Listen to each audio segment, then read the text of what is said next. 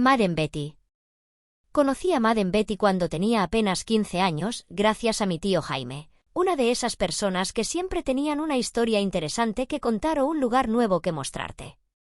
En aquellos años 60, la vida en el barrio era una mezcla de tradición y modernidad. Los jóvenes, aunque llenos de curiosidad por el mundo, aún seguían las reglas impuestas por sus familias y la sociedad. Mi tío, sin embargo, tenía una perspectiva más abierta. Él había recorrido los rincones más escondidos de la ciudad y siempre encontraba la forma de hacernos vivir experiencias únicas. Un día, decidió llevarme a conocer a Madame Betty. Es una mujer especial, me decía mientras caminábamos por las calles de Parque Patricios, un barrio que, en esa época, tenía un aire un poco salvaje, pero también muy vibrante. No era un lugar fácil, pero allí se respiraba vida. Al llegar, me sorprendió lo cálido y familiar que se sentía todo.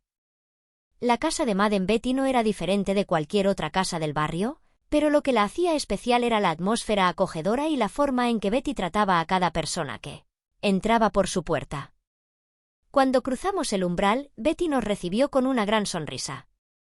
Ella era una mujer de carácter fuerte, pero con una dulzura que te hacía sentir en casa al instante. Mi tío y ella intercambiaron bromas como viejos amigos, mientras a mí me ofreció una bebida y me preguntó si estaba nervioso. La verdad es que lo estaba, pero su manera de hablarme, su risa contagiosa, pronto me hicieron sentir más relajado. Zulema, una de las chicas que trabajaba con Betty, me acompañó durante la tarde. Era una mujer de unos años más que yo, pero lo que más me llamó la atención fue su capacidad para hacerme sentir cómodo. Su habitación estaba decorada con fotos familiares, muñecas y esa vieja radio capilla que pertenecía a su padre.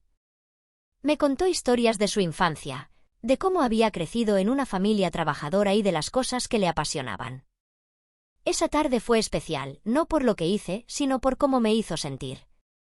Era mi primer encuentro con alguien fuera de mi círculo familiar, y Zulema fue extremadamente amable y comprensiva.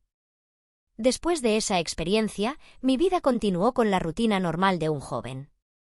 Empecé a trabajar, a conocer a otras personas, pero de vez en cuando, seguía visitando la casa de Madame Betty. Cada vez que volvía, siempre me recibían con la misma calidez. Betty, con su característica risa, me preguntaba cómo me iba en el trabajo, en la vida, y siempre tenía un consejo sabio para ofrecer. Mi tío seguía siendo un cliente frecuente, pero yo iba más por la compañía y las charlas que por cualquier otra cosa. Con los años, Zulema se casó y dejó la casa.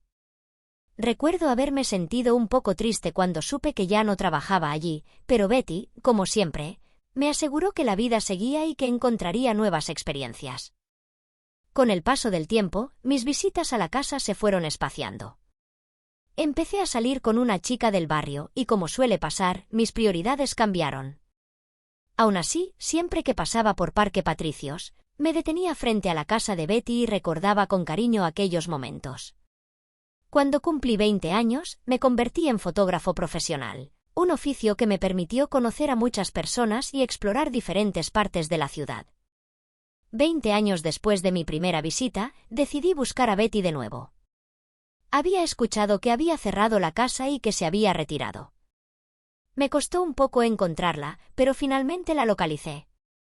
Para mi sorpresa, Betty, ahora conocida como Doña Beatriz, seguía siendo la misma mujer carismática que recordaba, aunque ahora tenía 75 años.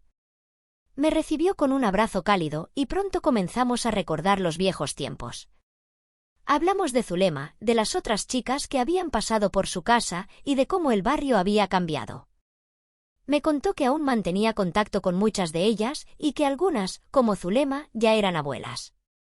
Me conmovió la forma en que hablaba de ellas, como si fueran parte de su propia familia. Siempre traté a las chicas como si fueran mis propias hijas, me dijo en un momento, y entendí por qué su casa siempre fue un lugar tan especial. No era solo un lugar de trabajo, era un refugio, un hogar para muchas de ellas. También le pregunté cómo había logrado mantener su negocio durante tantos años sin problemas con las autoridades o los vecinos. Ella se rió y me dijo, mi secreto siempre fue ser buena vecina. Nunca hubo escándalos en mi casa, y siempre me aseguré de que todos los que venían aquí se comportaran con respeto. Además, nunca le pagué un centavo a la policía. Si venían, pagaban como cualquier otro. Y si alguien no pagaba, simplemente no volvía. Esa tarde, mientras la escuchaba hablar, me di cuenta de que Betty no solo había sido una figura importante en mi juventud, sino también en la vida de muchas otras personas. Su casa había sido un lugar de encuentros, de risas, de confidencias. Y aunque ya no existía, su legado vivía en los recuerdos de todos los que alguna vez la conocieron. Salí de su casa con una mezcla de nostalgia y gratitud. Había sido un privilegio conocer a una persona como Betty, una mujer que había dejado una marca indeleble en mi vida y en la vida de muchos otros. Y aunque los años habían pasado, su espíritu seguía vivo, irradiando la misma calidez y sabiduría que siempre la habían caracterizado.